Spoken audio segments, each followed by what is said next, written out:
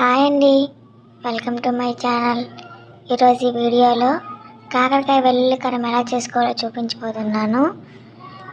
చాలా సింపుల్ ప్రాసెస్లో చెప్తాను. నేను కాకరకాయ వెల్లుల్లి కారం కోసం 1/2 కేజీ వరకు కాకరకాయలు తీసుకున్నాను. వీటిని శుభ్రంగా కడిగేసుకొని ఒక ప్లేట్లో తీసేసుకోవాలి.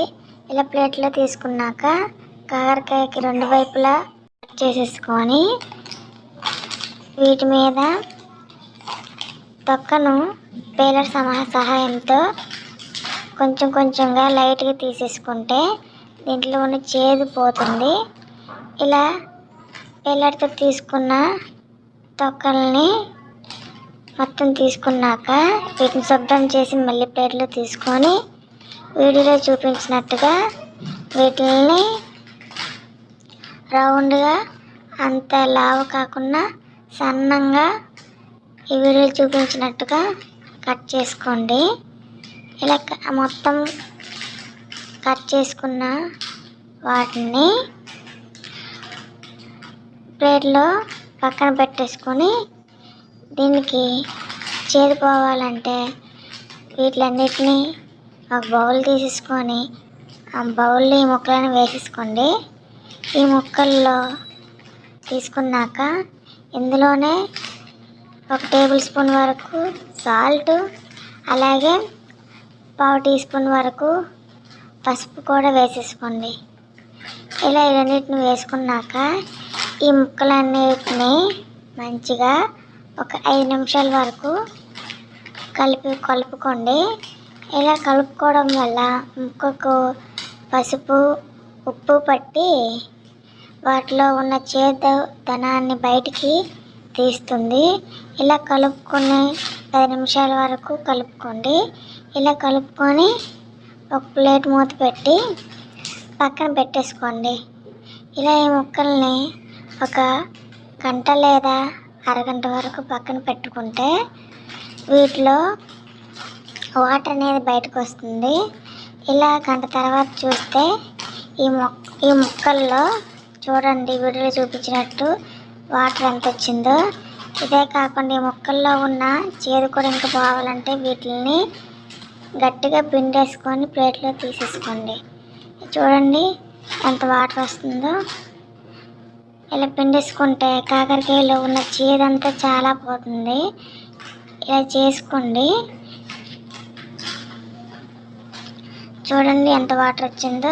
ఇలా చేసుకుంటే కాకరకాయలు చేదు ఉండదు, మనం తినడానికి కూడా చాలా బాగుంటుంది. కాకరకాయలు తిన్న వాళ్ళు కూడా చాలా బాగా తింటారు. ఇప్పుడు మసాలా కోసం ఒక కడాయి పెట్టుకొని కడాయిలో 3 టేబుల్ స్పూన్స్ వరకు ఆయిల్ వేసుకోండి. ఇలా ఆయిల్ వేసుకున్నాక ఆయిల్ అనేది కొంచెం వేడైనాక ఇందులో మనం ముందు కట్ చేసుకున్న కాకరకాయ ముక్కలన్నీ అందులో వేసేసుకోండి.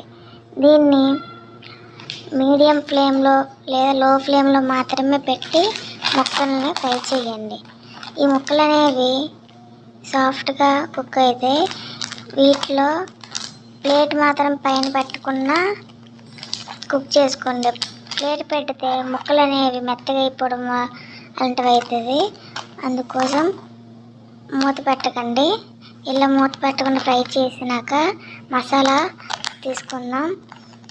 ఇప్పుడు కప్పు తీసుకొని మిక్సీ జార్ తీసుకొని మిక్సీ జార్లో 1 టేబుల్ స్పూన్ సాల్ట్, అలాగే 2 టేబుల్ స్పూన్స్ వరకు కారం, అలాగే 1 టేబుల్ స్పూన్స్ వరకు జీలకర్ర, అలాగే 2 టేబుల్ స్పూన్స్ వరకు ధనియాల పొడి,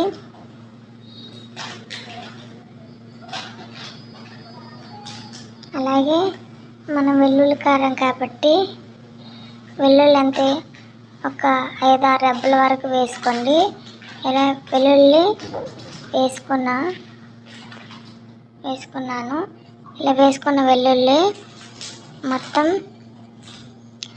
పౌడర్లా చేసుకోవాలి. పౌడర్ అనేది అంత మెత్తగా చేసుకోకండి, కొంచెం బరకగా ఉంటే బాగుంటుంది టేస్ట్. దీన్ని మిక్సీ జార్ చేసినాక చూడండి మసాలా రెడీ అయినట్టే. చూడండి కొంచెం బరకగా ఉంది. ఇలా మసాలా పేస్ట్ని తయారు చేసుకుని పక్కన పెట్టుకోండి.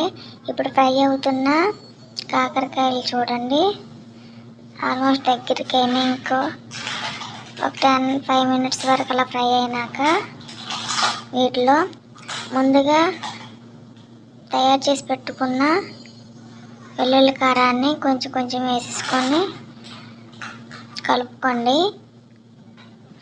ఇలా ఈ కారాన్ని వేసుకుంటే కాకరకాయ తిన్న వాళ్ళు కూడా ఈజీగా తింటారు. ఈ రెసిపీ చూసి మీరు కూడా ఇలా వేసుకొని లో ఫ్లేమ్లో మాత్రమే కలుపుకుంటూ ఒక 5 minutes ఇలా 10 minutes వరకు అలా సిమ్లో పెట్టి కలుపుకోండి. ఇలా కలుపుకున్న వాటిని స్టవ్ ఆఫ్ చేసేసి ఒక 10 minutes or 15 minutes పక్కన పెట్టేసుకోండి. కొంచెం చల్లగైనాక సర్వ్ చేసేసుకోండి. కాకరకాయ వెల్లుల్లి కారం రెడీ అయినట్టే. చల్లగైనాక తింటేనే దాని క్రిస్పీ తనం మనకు అనిపిస్తుంది. చూడండి ఎంత కలర్ఫుల్గా క్రిస్పీగా ఉందో. మీరు కూడా ఈ వీడియోని చూసి ఇంట్లో ట్రై చేయండి. నా ఛానల్ గట్ట మీరు ఫస్ట్ టైం చూస్తే సబ్స్క్రైబ్ చేసేసుకోండి. బాయ్ అండి.